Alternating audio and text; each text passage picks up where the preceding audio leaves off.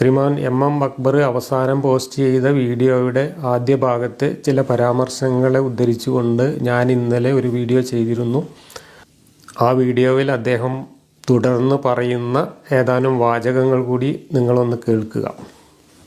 പക്ഷേ അവിടെ ഇവരുടെ അടുത്ത് ഇസ്ലാമിന്റെ ശത്രുക്കളുടെ കയ്യിലുള്ള ഏറ്റവും പ്രധാനപ്പെട്ട ആയുധങ്ങളിലൊന്ന് നമ്മളെ ആശയ തലത്തിൽ നമ്മൾ നിലനിൽക്കുന്നതിനെ അവർക്ക് പ്രതിരോധിക്കാൻ കഴിയാതിരിക്കുമ്പോൾ നമ്മളെ വൈകാരികമാക്കി തീർക്കുക എന്നുള്ളതാണ് അവരുടെ ആയുധം. നമ്മൾ പ്രത്യേകം മനസ്സിലാക്കുക, അടിവരയിട്ടുകൊണ്ട് എല്ലാ മുസ്ലിം യുവാക്കളും മനസ്സിലാക്കേണ്ട ഒരു കാര്യമാണ്. ആശയ തലത്തിൽ ഇസ്ലാമിനെ പ്രതിരോധിക്കാൻ ഒരിക്കലും അവർക്ക് സാധ്യമല്ല. ഇപ്പൊ ജെൻഡർ ന്യൂട്രൽ ഡ്രസ്സുമായിട്ട് ബന്ധപ്പെട്ട വിഷയങ്ങൾ നമ്മൾ ഇന്നലെ വളരെ വിശദമായി ചർച്ച ചെയ്തു. ഈ ജെൻഡർ ന്യൂട്രൽ ഡ്രസ്സ് എന്ന് പറയുന്ന ഒരു സംഗതി, അതിന്റെ അപകടകരമായ സാമൂഹ്യ ആഘാതങ്ങളെ കുറിച്ച് നമ്മൾ മനസ്സിലാക്കി. അപ്പോൾ ആരാണ് ഇസ്ലാമിനെ ആശയപരമായിട്ട് എതിർക്കാൻ കഴിയാത്തതിൻ്റെ പേരിൽ മുസ്ലിങ്ങളെ വൈകാരികമായി തിരിച്ചുവിടാൻ ശ്രമിക്കുന്നത്? ഇസ്ലാമിൻ്റെ ശത്രുക്കളാണ് എന്നാണ് ഇദ്ദേഹം പറയുന്നത്. അത് അദ്ദേഹം സെൽഫ് ട്രോൾ ഇറക്കിയതാണെന്നാണ് ഞാൻ കരുതുന്നത്. ഏതായാലും അക്ബറിന് കാര്യങ്ങളെല്ലാം നന്നായി പിടികിട്ടിയിട്ടുണ്ട്. അക്ബർ പറഞ്ഞത് വളരെ ശരിയാണ്. ഇസ്ലാമിൻ്റെ ശത്രുക്കൾ എന്ന് അക്ബർ ഉദ്ദേശിക്കുന്നത് അദ്ദേഹത്തെ തന്നെ ആയിരിക്കാം. അല്ലെങ്കിൽ അദ്ദേഹത്തെ പോലെ ഈ മതം ഇത്രയും കാലം കച്ചവടം ചെയ്ത് പൈസ ഉണ്ടാക്കുകയും ഒപ്പം ഈ നാട്ടിൽ സൗഹാർദ്ദപരമായി ജീവിച്ചിരുന്ന ആളുകളെ തമ്മിൽ തല്ലിക്കുന്ന ഒരു അവസ്ഥ സൃഷ്ടിക്കുകയും ചെയ്തു. ഈ രണ്ട് കാര്യവും സാധിച്ചെടുത്ത ഇവർ തന്നെയാണ് കേരളത്തിൽ ഇസ്ലാമിൻ്റെ അല്ലെങ്കിൽ മുസ്ലിങ്ങളുടെ ഏറ്റവും വലിയ ശത്രു എന്നാണ് ഞാൻ മനസ്സിലാക്കുന്നത്. ഇവർ ഇതുവരെ ചെയ്തുകൊണ്ടിരുന്ന കാര്യം എന്താണോ അതാണ് ഇവരിപ്പോൾ ഈ ഇസ്ലാമിൻ്റെ ശത്രുക്കളുടെ പേരിൽ ആരോപിച്ചുകൊണ്ട് സെൽഫ് ട്രോളായിട്ട് ഈ കാര്യങ്ങൾ പറയുന്നത്. ആരാണ് ഇവിടെ വിമർശനങ്ങളെ ആശയപരമായി നേരിടാൻ കഴിയാത്തതിൻ്റെ പേരിൽ വിശ്വാസികളെ വൈകാരികമായി ഇളക്കിവിടാൻ ശ്രമിച്ചത്? ആ വൈകാരികമായി ഇളക്കിവിടാൻ ശ്രമിച്ചതിന് ഇവരുപയോഗിക്കുന്ന തന്ത്രമാണ് ഇന്നലെ നമ്മൾ ചർച്ച ചെയ്തത്. ഇസ്ലാമിനെതിരെ ആരെങ്കിലും ആശയപരമായി വിമർശനം ഉന്നയിച്ചാൽ അത് നേരെ അതാ നമ്മുടെ പ്രവാചകനെ, നമ്മുടെ മുത്തുനബിയെ തെറി പറയുന്നേ ഓടിവരീൻ എന്ന് പറഞ്ഞ ആളെ കൂട്ടി വൈകാരികത സൃഷ്ടിച്ചുകൊണ്ട് ആളുകളെ, വിശ്വാസികളെ ഇളക്കിവിട്ട് അക്രമാസക്തരാക്കുകയും ആ വിശ്വാസികളെ ഉപയോഗിച്ചുകൊണ്ട് ഇങ്ങനെ മതത്തിനെതിരെ വിമർശനങ്ങൾ ഉന്നയിക്കുന്ന, ആശയപരമായി മാത്രം വിമർശനങ്ങൾ ഉന്നയിക്കുന്ന വ്യക്തികളെ വേട്ടയാടുകയും ചെയ്യുക എന്ന രീതിയാണ് അക്ബറും കൂട്ടരും അല്ലെങ്കിൽ ഇസ്ലാമിൻ്റെ തലതൊട്ടപ്പന്മാരായിട്ടുള്ള ആളുകൾ ഇന്നലെ വരെയും ഇവിടെ തുടർന്നു പോന്നിട്ടുള്ളത്. ഞങ്ങളാരും വിശ്വാസികളെ വൈകാരികമായി ഇളക്കിവിടാൻ വേണ്ടിയിട്ട് ഒരു മതവിമർശനവും ഇവിടെ നടത്തിയിട്ടില്ല. ഞങ്ങളൊക്കെ വിശ്വാസികളിലേക്ക് എങ്ങനെയെങ്കിലും നമ്മളീ പറയുന്ന ആശയങ്ങൾ എത്തിക്കണമെന്നും ആ വിശ്വാസികളുടെ മനസ്സിലും അവരുടെ ചിന്തയിലും അവർ അള്ളിപ്പിടിച്ചിരിക്കുന്ന ഈ വിശ്വാസത്തിന് വിരുദ്ധമായ ആശയങ്ങൾ എത്തുകയും അതുവഴി അവരെ ചിന്തിക്കാൻ പ്രേരിപ്പിക്കുകയും അതുവഴി അവരെ ഈ അന്ധകാരത്തിൽ നിന്ന് മോചിപ്പിച്ച് ഒരു ബഹുസ്വര സമൂഹത്തിൽ ജീവിക്കാൻ പാകപ്പെട്ട വിശാല മനസ്കരായ മനുഷ്യരാക്കി തീർക്കുകയും ചെയ്യുക എന്ന വളരെ ധാർമ്മികമായിട്ടുള്ള ഒരു ചുമതലയാണ് ഞങ്ങളൊക്കെ ഈ രാജ്യത്ത് നിർവഹിച്ചുകൊണ്ടിരുന്നത്. അത് ഈ രാജ്യത്തിൻ്റെ ഭരണഘടന തന്നെ ഒരു പൗരൻ്റെ കടമ എന്ന രീതിയിൽ നമ്മളോട് നിർദ്ദേശിച്ചിട്ടുള്ള ഒരു കാര്യമാണ്. അതാണ് നമ്മളൊക്കെ ഇവിടെ ചെയ്തുകൊണ്ടിരുന്നത്. അക്ബർ പറയുന്നത് അക്ബറിനെ സംബന്ധിച്ചിടത്തോളം ശരിയാണ്. അക്ബറിനെ പോലെയുള്ള ഇസ്ലാമിക തീവ്രവാദികളെ സംബന്ധിച്ചിടത്തോളം ശരിയാണ്. അവർക്കെതിരായിട്ട് അല്ലെങ്കിൽ അവരുടെ വിശ്വാസങ്ങൾക്കെതിരായിട്ട് വരുന്ന ഏതൊരു വിമർശനത്തെയും ആശയപരമായിട്ട് നേരിടാനുള്ള കെൽപ്പില്ലാത്തത് കൊണ്ട് തന്നെ, ആശയപരമായി നേരിടാനുള്ള ഒരു കോപ്പും ഇവരുടെ ആശയ സംഹിതയിൽ ഇല്ല എന്നിവർക്ക് ഉത്തമ ബോധ്യമുള്ളത് കൊണ്ട് തന്നെ ഇവർ വിശ്വാസികളെ വൈകാരികമായിട്ട് ഇളക്കി വിട്ടുകൊണ്ട് പ്രതിരോധിക്കാനാണ് ശ്രമിക്കാറുള്ളത്. ആ ശ്രമത്തിൻ്റെ ഭാഗമാണ് ഇസ്ലാമിനെതിരെയുള്ള വിമർശനം നേരെ പ്രവാചകനെതിരെയുള്ള തെറിവറയലായിട്ടും പ്രവാചകനെതിരെയുള്ള നിന്ദിക്കലായിട്ടും ഒക്കെ ദുർവ്യാഖ്യാനിച്ച് വളച്ചൊടിച്ചുകൊണ്ട് വിശ്വാസികൾക്കിടയിലേക്ക് നമുക്കെതിരെ ശത്രുത ഇളക്കിവിടാവുന്ന രീതിയിൽ വികാരം ഇളക്കിവിടുന്നത്. അപ്പോൾ ശത്രുക്കളാക്കിക്കൊണ്ട് മാറ്റി നിർത്തി, അകറ്റി നിർത്തി, ഒറ്റപ്പെടുത്തി ഇവരിൽ നിന്നും വിശ്വാസികളുടെ ശ്രദ്ധ തിരിക്കുക എന്ന കുതന്ത്രമാണ് ഇന്നലെ വരെ അല്ലെങ്കിൽ ഇന്നുവരെയും അക്ബറും കൂട്ടരും ഇവിടെ പ്രയോഗിച്ചിട്ടുള്ളത്.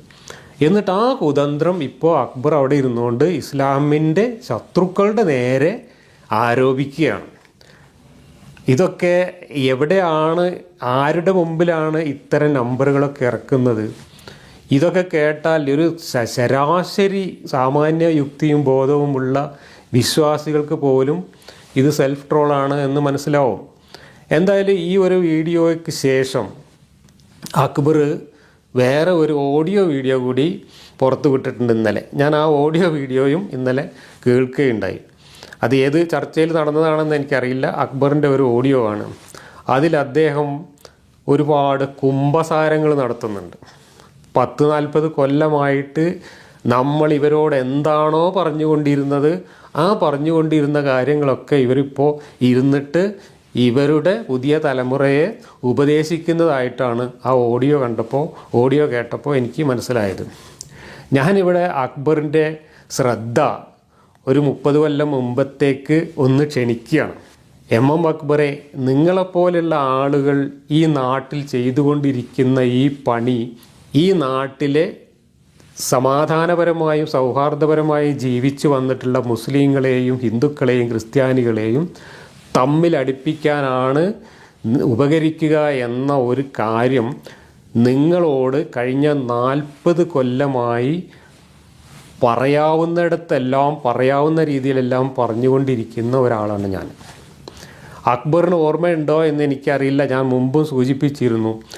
ഒരു 30 കൊല്ലം മുമ്പ് ഈ കാര്യം നിങ്ങളോട് പറയാൻ കിട്ടിയ ഒരവസരത്തിൽ ആ കാര്യങ്ങൾ ഞാൻ പറഞ്ഞിട്ടുണ്ട്. സാധാരണ വിശ്വാസികളോട് പറഞ്ഞിട്ട് കാര്യമില്ല, അവരുടെ ചെവിയിൽ നമ്മൾ പറയുന്നതൊന്നും എത്തില്ല. പക്ഷേ അവരെ ഇളക്കി വിട്ട് ഈ വൃത്തികേട് ഈ നാട്ടിൽ ചെയ്തുകൊണ്ടിരുന്ന അതിൻ്റെ തലതൊട്ടപ്പന്മാരായിട്ട്, അതിൻ്റെ കച്ചവടക്കാരായിട്ട്, മൊത്തക്കച്ചവടക്കാരായിട്ട് ഈ പ്രവൃത്തി ചെയ്തുകൊണ്ടിരുന്ന അക്ബർ ഉൾപ്പെടെ, അന്ന് അക്ബർ ട്രെയിനിയാണ്, അക്ബർ അന്ന് രംഗത്ത് വരുന്നേ ഉള്ളൂ, അക്ബർ ഉൾപ്പെടെ അക്ബറിൻ്റെ ഗുരുനാഥന്മാരായി അക്ബറിനെ ഈ കലാപരിപാടി പരിശീലിപ്പിച്ച ചെറിയമുണ്ട അബ്ദുൽ ഹമീദ് മദനിയും KK മുഹമ്മദ് സുല്ലമിയും അക്ബറും കൂടി പങ്കെടുത്ത ഒരു മുജാഹിദിൻ്റെ പരിപാടിയിൽ, ഒരു സംവാദ പരിപാടിയിൽ ഞാനും പങ്കെടുത്തത് അക്ബറിന് ഓർമ്മയുണ്ടോയെന്നറിയില്ല. കോഴിക്കോട്ടെ കൂട്ടാലിട എന്ന് പറയുന്ന സ്ഥലത്ത് ആ പരിപാടി ഒരു സംവാദമായിരുന്നു. അതിന് സംവാദം എന്നൊന്നും തലക്ക് വെളിവുള്ളവർ പറയില്ല, കാരണം അതിൻ്റെ ഘടന അങ്ങനെയായിരുന്നു. എന്നോട് പറഞ്ഞത് ഞാൻ അരമണിക്കൂർ വിഷയം അവതരിപ്പിക്കണം ആദ്യം, പിന്നെ ഈ 3 മഹാപണ്ഡിതന്മാരും എനിക്ക് മറുപടി പറയും. അവർക്ക് സമയപരിമിതികളൊന്നും ഉണ്ടാവില്ല. തിരിച്ച് രണ്ടാമത് എനിക്ക് സംസാരിക്കാനുള്ള യാതൊരു അവസരവും ഉണ്ടാവില്ല.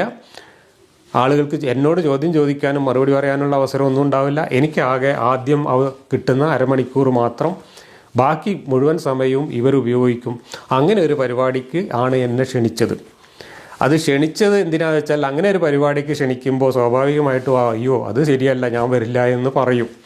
അങ്ങനെ പറഞ്ഞു കഴിഞ്ഞാൽ ആ നാട്ടിലുള്ള ആളുകളെ നമ്മൾ സംവാദത്തിന് വിളിച്ചു എന്നിട്ട് അവർ വന്നില്ല എന്ന് പറഞ്ഞ് തെറ്റിദ്ധരിപ്പിക്കാം എന്നായിരുന്നു അക്ബറിൻ്റെയും കൂട്ടരുടെയും അന്നത്തെ ലക്ഷ്യം. അപ്പോൾ ആ ലക്ഷ്യം പൊളിക്കാൻ വേണ്ടിയിട്ടും അരമണിക്കൂർ അക്ബറിനോടും കൂട്ടരോടും കുറച്ച് കാര്യങ്ങൾ പറയണം എന്ന് നിശ്ചയദാർഢ്യമുള്ളതുകൊണ്ടും ഞാൻ ആ പരിപാടിയിൽ പങ്കെടുക്കാമെന്ന് ഏൽക്കുകയും അങ്ങനെ ആ പരിപാടിക്ക് വരികയും ചെയ്തു. എനിക്ക് കിട്ടിയ അരമണിക്കൂർ ഞാൻ അക്ബറിനും കൂട്ടർക്കും പറഞ്ഞു തന്ന ഒരു കാര്യമുണ്ട്. ആ കാര്യമാണ് ഇപ്പോൾ അക്ബർ ഇരുന്നിട്ട് അക്ബറിൻ്റെ അനുയായികളോട് പറയുന്നത്. അക്ബറിന് ഓർമ്മയുണ്ടോയെന്ന് എനിക്കറിയില്ല. എന്താ ഞാൻ നിങ്ങളോട് പറഞ്ഞത്? നിങ്ങളോട് ഞാൻ പറഞ്ഞത് ഇതാണ്. നിങ്ങൾ അന്ന് നമ്മുടെ വിഷയത്തിൻ്റെ ടൈറ്റിൽ യുക്തിചിന്തയും വിശ്വാസവും എന്നായിരുന്നു. ആ ടൈറ്റിൽ വെച്ചുകൊണ്ട് തന്നെ ഞാൻ നിങ്ങളോട് പറഞ്ഞത് ഇതാണ്.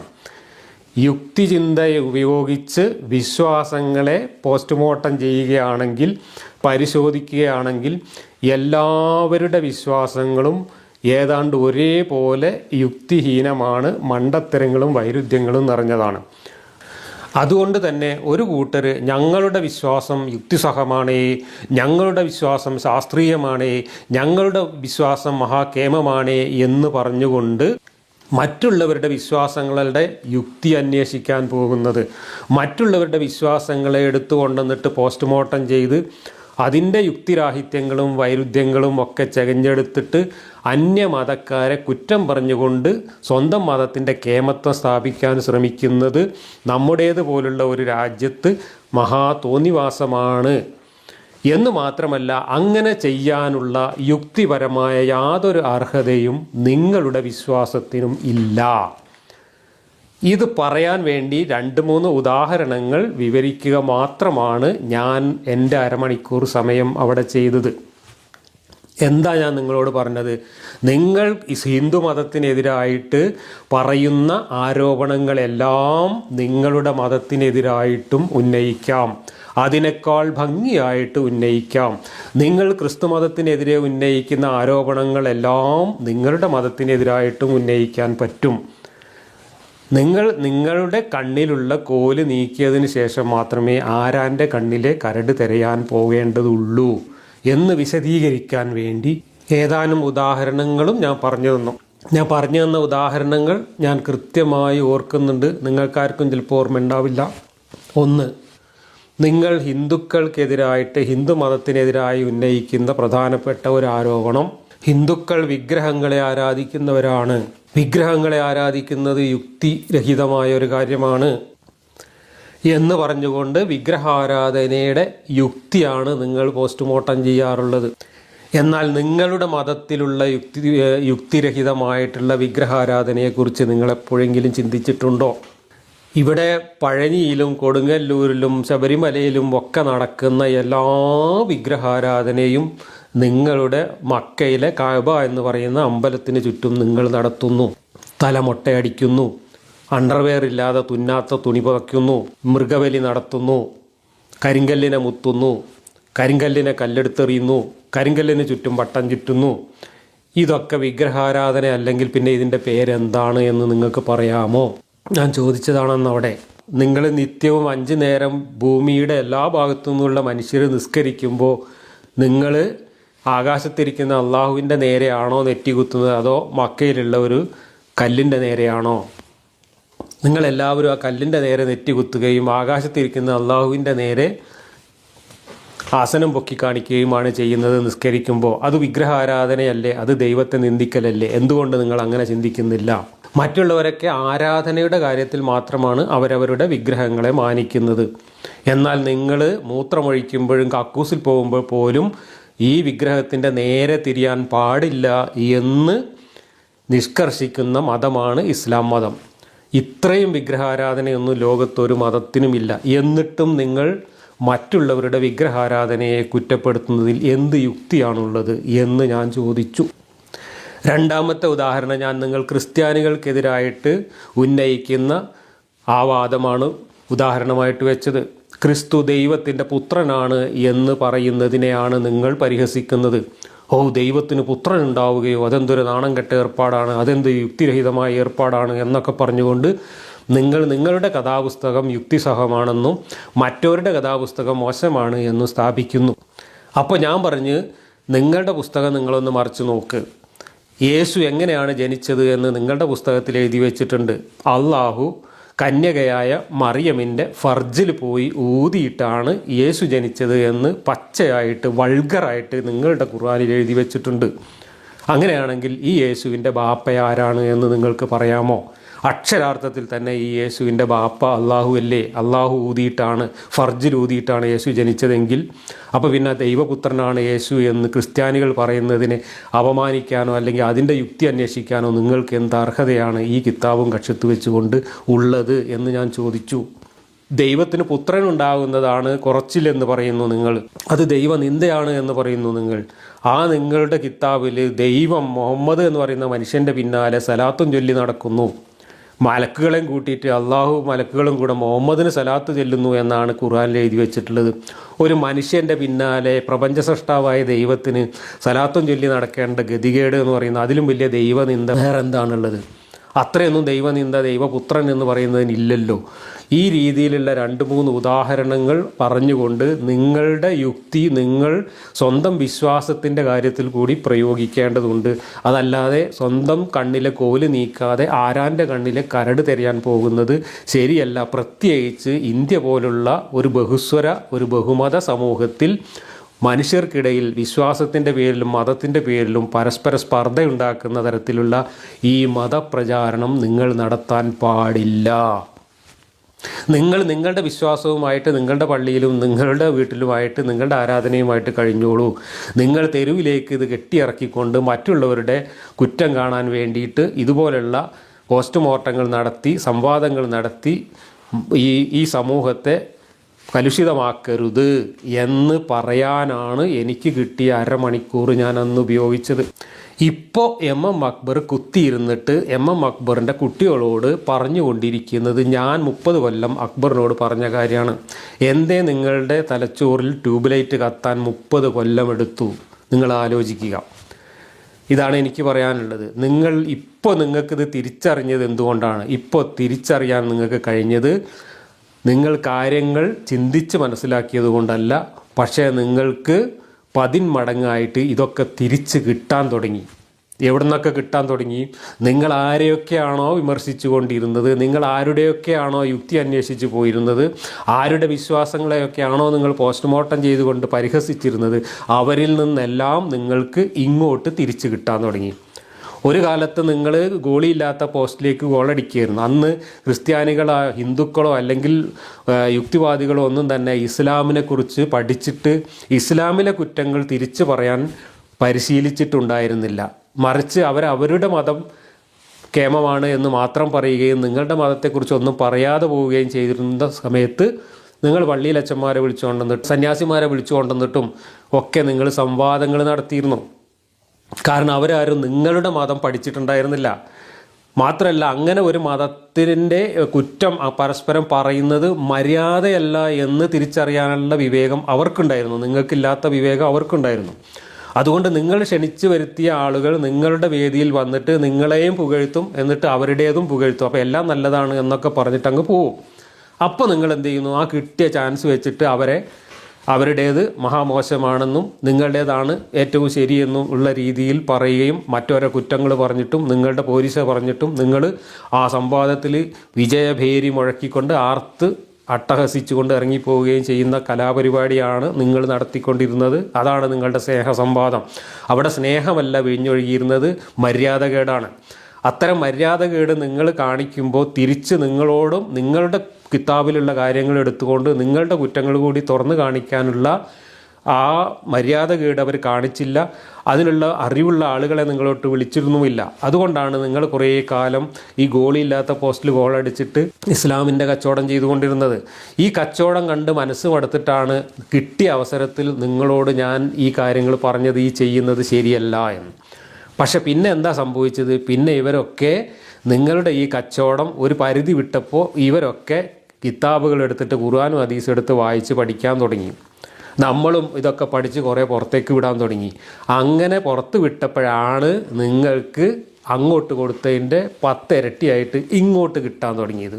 ഇങ്ങോട്ട് നല്ലപോലെ കിട്ടിക്കഴിഞ്ഞപ്പോൾ നിങ്ങൾക്ക് ട്യൂബ് ലൈറ്റ് കത്തി, നിങ്ങൾക്ക് കാര്യം തിരിച്ചറിയാൻ തുടങ്ങി. ഇപ്പോൾ നിങ്ങൾ ഇരുന്ന് പറയുന്നു ഇത് മര്യാദകേടാണ്. കേട്ടോളൂ. നിങ്ങൾ ഇന്നലെ പോസ്റ്റ് ചെയ്ത ഓഡിയോ കൂടി ഒന്ന് കുറച്ച് കേൾക്കൂ. നിങ്ങൾ നിലനിൽക്കുന്ന മതനിരപേക്ഷ അന്തരീക്ഷം അത് കഴിഞ്ഞ കുറെ കാലമായി നമ്മുടെ സൗഹൃദവും നമ്മുടെ സ്നേഹവും നമ്മുടെ അയൽപക്ക ബന്ധവും നമ്മുടെ കൊടുക്കൽ വാതിലുകളും എല്ലാം അതിന്റെ അടിസ്ഥാനത്തിൽ നടന്നു വരുന്നതാണ്. ഈ ബന്ധം താറുമാറാകുന്ന രൂപത്തിലുള്ള ഒരു മതചർച്ച അതുകൊണ്ട് നമുക്ക് ആർക്കും ഒരു നേട്ടവും കിട്ടാൻ പോകുന്നില്ല. തീർച്ചയായും ഇസ്ലാമാണ് സത്യമെന്ന് 150% വിശ്വസിക്കുന്ന, അതിൽ പൂർണ്ണമായ ബോധ്യമുള്ളയാളാണ് ഞാൻ. ആ ഇസ്ലാമാണ് സത്യം എന്നത് എന്റെ ബോധ്യമാണ്. ഈ ബോധ്യമുള്ളതോടൊപ്പം തന്നെ ഇതേപോലെ ബോധ്യമുണ്ടാകുവാൻ മറ്റുള്ളവർക്കും അവകാശമുണ്ട് എന്ന് ഞാൻ വിശ്വസിക്കുന്നു. അപ്പോൾ ഞാൻ സൂചിപ്പിക്കുന്നത് ആ രൂപത്തിലുള്ള ഒരു സൗഹൃദ അന്തരീക്ഷം നിലനിർത്തിക്കൊണ്ട് മാത്രമേ മതസംവാദങ്ങളാണെങ്കിലും മതപരമായ ചർച്ചകളാണെങ്കിലും മുന്നോട്ട് പോകാൻ പാടുള്ളൂ എന്നാണ് ഞാൻ വിശ്വസിക്കുന്നത്. ഇസ്ലാമിനെതിരെ വളരെ മോശമായ ഭാഷയിൽ സംസാരിക്കുന്നവർ അതിന് ആമുഖം എന്ന പദം പലപ്പോഴും എന്റെ പേരെടുത്ത് വെക്കാറുണ്ട്. ഞാൻ വിമർശിച്ചത് കൊണ്ടാണ്, ഞാൻ എതിർത്തത് കൊണ്ടാണ് എന്നല്ല. സത്യത്തിൽ തീർച്ചയായും ഇസ്ലാമിക വിശ്വാസങ്ങൾ ക്രൈസ്തവതയുമായി ബന്ധപ്പെട്ടതാണെങ്കിലും ഹൈന്ദവതയുമായി ബന്ധപ്പെട്ടതാണെങ്കിലും തുറന്നു പറയുവാൻ നമ്മൾ സന്നദ്ധമായിട്ടുണ്ട്. അഥവാ യേശു ഈസാ അലൈഹി സ്വലാത്തു വസ്സലാം ദൈവപുത്രനല്ല, ദൈവവുമല്ല, മറിച്ചൊരു മഹാപ്രവാചകനാണ് എന്ന കാര്യം. ഇപ്പൊ എന്റെ ക്രൈസ്തവതയുമായി ബന്ധപ്പെട്ട 2ാമത്തെ പുസ്തകം യേശു മഹാനായ പ്രവാചകൻ എന്ന പുസ്തകമാണ്. ഈ പുസ്തകത്തിൽ പറയുന്നത് പോലെ തന്നെ യേശു മഹാനായ ദൈവദൂതനാണ്. എന്ന് അത് ഞാൻ പറയുമ്പോൾ എന്റെ ഒരു ആശയമല്ല, പരിശുദ്ധ ഖുർആൻ പറയുന്ന ആശയം. അപ്പോൾ അക്ബറിന് കാര്യങ്ങൾ മനസ്സിലായി. ഇതാണല്ലോ ഈ പറഞ്ഞതിൻ്റെ അർത്ഥം. ഇതൊന്നും മര്യാദയല്ല, ഇങ്ങനെയൊന്നും ചെയ്യാൻ പാടില്ല, നമ്മൾ ചെയ്യേണ്ടത് അങ്ങനെയല്ല ഇന്നൊക്കെ പറയാൻ തുടങ്ങി. എന്ന് മാത്രമല്ല, ഈ ഓഡിയോയിൽ ഏറ്റവും അവസാനം അക്ബർ പറഞ്ഞു നിർത്തുന്നത് എനിക്കിനി ഈ കാര്യത്തിലൊന്നും കൂടുതൽ പറയാനും ചർച്ച ചെയ്യാനൊന്നുള്ള ആവതില്ല എന്നാണ്. എന്ന് വെച്ചാൽ അക്ബർ ഈ കച്ചവടം ഏതാണ്ട് നിർത്താൻ പോവുകയാണ് എന്ന രീതിയിലാണ് ആ ഓഡിയോയിൽ അവസാനം പറഞ്ഞു വെക്കുന്നത്. ഇത് 30 കൊല്ലം നിങ്ങളോട് പറഞ്ഞപ്പോൾ നിങ്ങൾക്ക് മനസ്സിലായില്ല. അന്ന് നിങ്ങൾ നമ്മൾക്കെതിരായിട്ട് വ്യക്തി അധിക്ഷേപങ്ങൾ നടത്തുകയും നമ്മളാണ് ഇവിടെ വികാരം ഇളക്കി വിട്ടിട്ട് വിശ്വാസികളെ ഇളക്കി വിടുന്നത് എന്നും നമ്മളാണ് ഇവിടെ വർഗീയത ഉണ്ടാക്കുന്നത് എന്നും നമ്മളാണ് ഇവിടെ ചേരിതിരിവ് ഉണ്ടാക്കുന്നത് എന്നും ഒക്കെയാണ് നിങ്ങൾ ഇതുവരെ പറഞ്ഞുകൊണ്ടിരുന്നത്. ഇപ്പോൾ നിങ്ങൾക്ക് മനസ്സിലായല്ലോ ആരാണ് ഇവിടെ വൃത്തികേടുകൾ കാണിച്ചു കൊണ്ടിരുന്നതെന്നും ആരാണ് മര്യാദകേട് കാണിച്ചിരുന്നതെന്നും അതിൻ്റെ ഫലം എന്താണ് എന്നൊക്കെ ഇപ്പോൾ തിരിച്ചറിയേണ്ട ഒരു സ്ഥിതിഗതി നിങ്ങളുടെ മുമ്പിൽ ഇപ്പോൾ പ്രായോഗികമായി വന്ന് പെട്ടപ്പോഴാണ്, നിങ്ങൾക്ക് കിട്ടേണ്ടത് കിട്ടിയപ്പോഴാണ് നിങ്ങൾക്ക് ട്യൂബ് ലൈറ്റ് കത്തിയത്. ഇതാണ് നമ്മളിവിടെ പറഞ്ഞുകൊണ്ടിരുന്നത്. നമ്മളിതൊക്കെ പറയാൻ കാരണം എന്ന് വെച്ചാൽ നമ്മൾ അന്ധമായ ഒരു വിശ്വാസത്തിൻ്റെ ഉള്ളിൽ നിന്നുകൊണ്ട്, നമ്മളൊരു പൊട്ടക്കിണറ്റിൻ്റെ ഉള്ളിൽ നിന്നുകൊണ്ട് ആ കിണറ്റിൻ്റെ പുറത്തുള്ള ലോകം തിരിച്ചറിയാൻ കഴിയില്ല എന്ന് നമ്മളൊക്കെ പൊട്ടക്കിണറ്റിൻ്റെ പുറത്തിറങ്ങി ലോകം കണ്ടപ്പോൾ നമുക്ക് ബോധ്യപ്പെട്ടത് കൊണ്ടാണ് നമ്മൾ ഈ കാര്യങ്ങൾ നിങ്ങളോട് പറഞ്ഞുകൊണ്ടിരുന്നത്. ഏതായാലും ഇപ്പോഴെങ്കിലും നിങ്ങൾക്ക് ഇതൊക്കെ ബോധ്യപ്പെട്ടു എങ്കിൽ വളരെ വളരെ നല്ലത്. ഇനിയെങ്കിലും ഈ ഏർപ്പാടുകൾ നിർത്തുക. ഇപ്പോൾ നിങ്ങൾക്ക് ഇത് കച്ചവടം ചെയ്യാൻ പറ്റാത്ത ഒരു സാഹചര്യം വന്നു ഈ നാട്ടിൽ. അപ്പോൾ നിങ്ങൾ കച്ചവടം നിർത്തുകയാണെങ്കിൽ വളരെ നല്ലതാണ്. ഒരു കാര്യം കൂടെ ഞാൻ ഇതിൻ്റെ കൂടെ പറയാം. എനിക്ക് അന്ന് നിങ്ങളോട് ഈ ഒരു കാര്യം പറയാനുള്ള എൻ്റെ മനസ്സിൻ്റെ ഒരു വ്യഗ്രത കൊണ്ട് ഞാൻ അല്പം ആവേശം കൂടുതൽ കാണിച്ചു വന്ന് കൂട്ടാളിടയിൽ നിങ്ങളുടെ സംവാദത്തിൽ. അത് എനിക്ക് എൻ്റെ ജീവിതത്തിൽ പറ്റിയ ഒരു അബദ്ധമാണ് എന്ന് ഞാൻ വൈകി തിരിച്ചറിഞ്ഞു. എന്താ അബദ്ധം എന്ന് വെച്ചാൽ, അതോടുകൂടി എനിക്ക് ഈ വിശ്വാസികളുടെ സമൂഹത്തിലേക്ക് ഇറങ്ങി വന്നുകൊണ്ട് വിശ്വാസികളുമായി സംവദിക്കാനുള്ള സാധ്യതകൾ ഇല്ലാതായി എന്നതാണ് എനിക്ക് പറ്റിയ അബദ്ധം. നേരെ മറിച്ച് അന്ന് ഞാൻ കുറച്ചും കൂടെ സോഫ്റ്റായിട്ട് കാര്യങ്ങൾ പറയുകയും നിങ്ങൾ ജയിച്ചു എന്നൊരു തോന്നൽ അന്ന് ഉണ്ടാക്കുകയും ചെയ്തിരുന്നെങ്കിൽ ഈ സംവാദാത്മകമായിട്ടുള്ള ഒരു സാഹചര്യം തുടർന്നും ലഭ്യമാകുമായിരുന്നു. അതനുസരിച്ച് വിശ്വാസികൾക്കിടയിലേക്ക് നമുക്ക് നമ്മുടെ ആശയങ്ങൾ എത്തിക്കാൻ കഴിയുമായിരുന്നു. പക്ഷേ കഴിഞ്ഞ 10-30 വർഷമായിട്ട് നിങ്ങൾ പിന്നെ ഒരിക്കലും നമ്മളെ ഒരു സംവാദവേദിയിലോ അല്ലെങ്കിൽ ഒരു ചർച്ചാവേദിയിലോ നമ്മളെ അടുപ്പിക്കാൻ തയ്യാറായില്ല. കാരണം ഒരിക്കൽ ഇതുപോലെ ചുടുവെള്ളത്തിൽ വീണ പൂച്ച പിന്നെ പച്ചവെള്ളം കണ്ടപ്പോഴും പേടിയായതുകൊണ്ട് നിങ്ങൾ വിളിച്ചില്ല. അല്ലെങ്കിൽ നമ്മൾ അങ്ങോട്ട് 100 തവണ വിളിച്ചിട്ടും വെല്ലുവിളിച്ചിട്ടും നിങ്ങൾ ഒഴിഞ്ഞു മാറി, രേഖാമൂലം ഒഴിഞ്ഞു മാറി പോവുകയാണ് ചെയ്തത്. കാരണം നിങ്ങൾക്ക് മനസ്സിലായി വിശ്വാസികൾക്കിടയിലേക്ക് ഈ ആശയങ്ങൾ എത്തിക്കഴിഞ്ഞാൽ നിങ്ങളുടെ കച്ചവടം പൂട്ടുമെന്ന് നിങ്ങൾക്ക് അന്ന് മനസ്സിലായി. അതുകൊണ്ട് നിങ്ങൾ നമ്മളെ അടുപ്പിച്ചില്ല. ഇത് നമ്മളെ സംബന്ധിച്ചിടത്തോളം വലിയൊരു നഷ്ടമായിരുന്നു. അത് ഞാൻ കുറച്ച് വൈകിയാണ് തിരിച്ചറിഞ്ഞത്. ആ തിരിച്ചറിവിൽ നിന്നാണ് ഏറ്റവും അവസാനം ഇപ്പോൾ നടന്ന സംവാദത്തിൽ, 1 കൊല്ലം മുമ്പ് നടന്ന സംവാദത്തിൽ ഞാൻ മറ്റൊരു സമീപനം സ്വീകരിച്ചത്. അന്ന് നിങ്ങളെ വെള്ളം കുടിപ്പിക്കാൻ വേണ്ടി ആവേശപൂർവം വ്യഗ്രത കാണിച്ചിരുന്നത് പോലെ വ്യഗ്രത കാണിക്കുകയല്ല നമ്മൾ ചെയ്യേണ്ടത് എന്നും, മറിച്ച് നിങ്ങളെ തന്നെ ഉപയോഗിച്ചുകൊണ്ട് വിശ്വാസികളായ ലക്ഷക്കണക്കിന് ആളുകളുടെ മുമ്പിലേക്ക് എന്താണ് ഖുർആനെന്നും എന്താണ് ഇസ്ലാമെന്നും പഠിക്കാനുള്ള അവരെ പ്രേരിപ്പിക്കുന്ന കുറച്ച് ആശയങ്ങൾ വിശ്വാസികളുടെ തലയിലേക്ക് ഇട്ടുകൊടുക്കുക എന്നതാണ് മുഖ്യമെന്നും, അതല്ലാതെ സ്റ്റേജിൽ വന്നിരിക്കുന്ന ആളെ പറഞ്ഞു ബോധ്യപ്പെടുത്തലോ അല്ലെങ്കിൽ അയാളെ തോൽപ്പിക്കലോ അല്ലെങ്കിൽ അയാളെ മലർത്തിയടിക്കലോ അല്ല ഇതിൻ്റെ ലക്ഷ്യമെന്നും ഞാൻ വളരെ കൃത്യമായി മനസ്സിലാക്കി തിരിച്ചറിഞ്ഞതുകൊണ്ടാണ് ജനുവരി 9-ാം തീയതിയിലെ സംവാദത്തിൽ ഞാൻ ഇങ്ങനെ ഒരു സമീപനം സ്വീകരിച്ചത്. സംവാദം വിജയിച്ചു എന്ന ആഹ്ലാദ പ്രകടനം നടത്തുന്ന അക്ബറും കൂട്ടരും ഇപ്പോൾ കച്ചവടം പൂട്ടി എന്ന രീതിയിലാണ് ഇപ്പോൾ സംസാരിച്ചു കൊണ്ടിരിക്കുന്നത്. നിങ്ങളുടെ കച്ചവടം പൂട്ടും, അതിനുവേണ്ടി തന്നെയാണ് ആ സമീപനം എടുത്തത്. എന്താ ഞാൻ ഉദ്ദേശിച്ചത്? എന്നെ സംബന്ധിച്ചിടത്തോളം ആ സംവാദ വേദിയിൽ വന്നിരിക്കുന്ന അക്ബർ ഒരു ടൂൾ മാത്രമായിരുന്നു. അക്ബറിനെ അവിടെ ഇരുത്തി ഈ സംവാദം ഈ രീതിയിൽ വലിയ കോലാഹലവും ബഹളവും ഒക്കെ ഉണ്ടാക്കി, വലിയ പരസ്യമൊക്കെ ഉണ്ടാക്കി, അക്ബർ തന്നെ പള്ളികളിൽ നോട്ടീസ് കൊടുത്ത് വിശ്വാസികളെ വിളിച്ചുകൂട്ടി ലക്ഷക്കണക്കിന് വിശ്വാസികളെ മുമ്പിൽ കൊണ്ടുവന്ന് ഇരുത്തി തന്നു. ആ വിശ്വാസികളോട് ഖുർആനിലെ ശാസ്ത്രം എന്താണ്, ഖുർആൻ ശാസ്ത്രം എന്ന് പറഞ്ഞുകൊണ്ട് നിങ്ങൾ നടത്തി വന്നിട്ടുള്ള തട്ടിപ്പ് എന്താണ്, അതിൻ്റെ ചരിത്രം എന്താണ് എന്ന് 1.5 മണിക്കൂർ സംസാരിക്കാൻ എനിക്ക് അവസരം കിട്ടി. ഞാൻ സംസാരിച്ചത് ഒരുപക്ഷെ 10 ലക്ഷം പേരിൽ 1 ലക്ഷം പേരെങ്കിലും ശ്രദ്ധിച്ച് കേട്ടിട്ടുണ്ടാവും. ആ ശ്രദ്ധിച്ച് കേട്ടവർ പിന്നീട് ഈ പറഞ്ഞതെല്ലാം ശരിയാണോ എന്ന് അന്വേഷിക്കാൻ വേണ്ടി ഖുർആനും ഹദീസും എടുത്ത് വായിക്കാൻ തുടങ്ങിയിട്ടുണ്ട്. അതിൽ കുറേ പേരെങ്കിലും പിന്നീട് നമ്മുടെയൊക്കെ വീഡിയോകൾ കേൾക്കാൻ തുടങ്ങിയിട്ടുണ്ട്, നമ്മുടെ പുസ്തകങ്ങൾ അന്വേഷിക്കാൻ തുടങ്ങിയിട്ടുണ്ട്, ആ വിഷയങ്ങളെക്കുറിച്ച് കൂടുതൽ മനസ്സിലാക്കാനും പഠിക്കാനുമുള്ള അന്വേഷണങ്ങൾ തുടങ്ങിയിട്ടുണ്ട്. നമ്മളെക്കുറിച്ചൊന്നും കേട്ടിട്ട് പോലും ഇല്ലാതിരുന്ന വിശ്വാസികളായ 10,000-കണക്കിന് ആളുകൾ നമ്മളുടെ ആശയങ്ങൾ എന്താണ് എന്ന് അന്വേഷിക്കാനും പരതാനും തുടങ്ങി. ഇതായിരുന്നു എൻ്റെ ലക്ഷ്യം. ദശലക്ഷക്കണക്കിന്, അക്ബർ പറയുന്നത് 1.5 കോടി എന്നാണ്, അത്രയൊന്നും ഞാൻ അവകാശപ്പെടുന്നില്ല. എന്തായാലും ഒരു 10 ലക്ഷം പേരെങ്കിലും ഈ സംവാദം കേൾക്കുകയും ആ സംവാദത്തിൽ ഞാൻ 1.5 മണിക്കൂർ ആദ്യം പറഞ്ഞ മറുപടി, അങ്ങനെ ഒരു സംവാദം എവിടെയും നടന്നിട്ടില്ല. ആദ്യം മറുപടി പറയുക, പിന്നെ വിഷയം അവതരിപ്പിക്കുക എന്നുള്ളത്. ഈ സംവാദത്തിന് അങ്ങനെ ഒരു പ്രത്യേകത ഉണ്ടായിരുന്നു. അതിന് കാരണം എന്താ വെച്ചാൽ വിഷയം അജ്ഞാതമായിരുന്നു എന്നുള്ളതുകൊണ്ട്. അജ്ഞാത വിഷയം വെച്ചിട്ട് ആരും എവിടെ സംവാദം നടത്താറില്ല. സംവാദം നടത്തുന്ന രീതി എന്ന് പറയുന്നത് ഒരു വിഷയം മുൻകൂട്ടി പ്രഖ്യാപിച്ച് ആ വിഷയത്തെക്കുറിച്ച് 2 കൂട്ടരും നന്നായി ഹോംവർക്ക് ചെയ്ത് ആവശ്യമായ മെറ്റീരിയൽസൊക്കെ കളക്ട് ചെയ്ത് കൊണ്ടുവന്നിട്ട് അവതരിപ്പിക്കുക, എന്നിട്ട് അതിനങ്ങോട്ടും ഇങ്ങോട്ടും ഖണ്ഡിക്കുക, പിന്നീട് അതിനെക്കുറിച്ചുള്ള സംശയങ്ങൾക്ക് മറുപടികൾ പറയുക എന്നതാണ് സംവാദങ്ങളിലെ സാധാരണ നമ്മുടെ നാട്ടിൽ നടക്കുന്ന രീതി. അപ്പോൾ അക്ബർ പല തന്ത്രങ്ങളും പ്രയോഗിച്ചിട്ട് സംവാദം നടക്കാതിരിക്കാനും സംവാദത്തിന് മുങ്ങാനുമുള്ള എല്ലാ ശ്രമങ്ങളും നടത്തി. അതെല്ലാം നമ്മൾ പരാജയപ്പെടുത്തി അക്ബറിനെ സ്റ്റേജിൽ കൊണ്ടുവന്ന് ഇരുത്തി. നമുക്ക് പറയാനുള്ളത് നമ്മൾ വിശ്വാസികളോട് പറഞ്ഞു, അക്ബറിനോടല്ല പറഞ്ഞത്.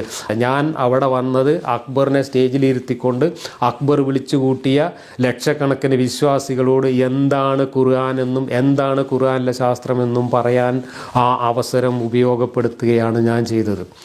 അത് പെട്ടെന്ന് ആ സംവാദം കഴിഞ്ഞപ്പോൾ അക്ബർ കുറേ വാചകമടിയൊക്കെ നടത്തിയപ്പോൾ ആ വാചകമടിക്കൊന്നും ഞാൻ അവിടെ തിരിച്ച് അതേമാതിരി മറുപടി പറഞ്ഞില്ല എന്ന് തോന്നലൊക്കെ ചില ആളുകൾക്കുണ്ട്. പക്ഷേ എൻ്റെ ലക്ഷ്യം അതായിരുന്നില്ല. എൻ്റെ ലക്ഷ്യം എന്തായിരുന്നു എന്ന് ഇപ്പോൾ ഏറെക്കുറെ എല്ലാവർക്കും ബോധ്യമായി തുടങ്ങിയിട്ടുണ്ട്.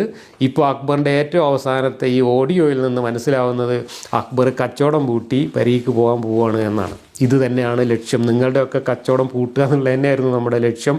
വിശ്വാസികൾ കൂട്ടത്തോടെ ഇസ്ലാം എന്താണെന്ന് പഠിക്കാനും ചിന്തിക്കാനും അന്വേഷിക്കാനും തുടങ്ങി എന്നതാണ് ഈ സംവാദത്തിൻ്റെ ഫലം. അപ്പോൾ അന്ന് കൂട്ടായിടയിൽ ഞാൻ ചെയ്ത അബദ്ധം തിരുത്തുകയാണ് മലപ്പുറത്ത് കഴിഞ്ഞ വർഷം ഞാൻ ചെയ്തത്. വിശ്വാസികളിലേക്കാണ് ഈ ആശയങ്ങൾ എത്തിക്കേണ്ടത്.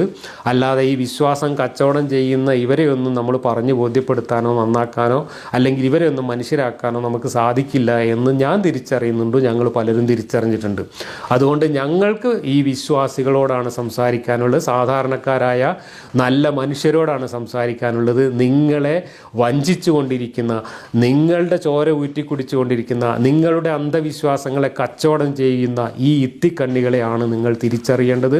ഇവർ ഈ സമൂഹത്തിൻ്റെ ശത്രുക്കളാണ്, ഇവർ നിങ്ങളുടെ ശത്രുക്കളാണ്, ഇവർ സമുദായത്തിൻ്റെ ശത്രുക്കളാണ്, ഇവർ മനുഷ്യരുടെ ശത്രുക്കളാണ്.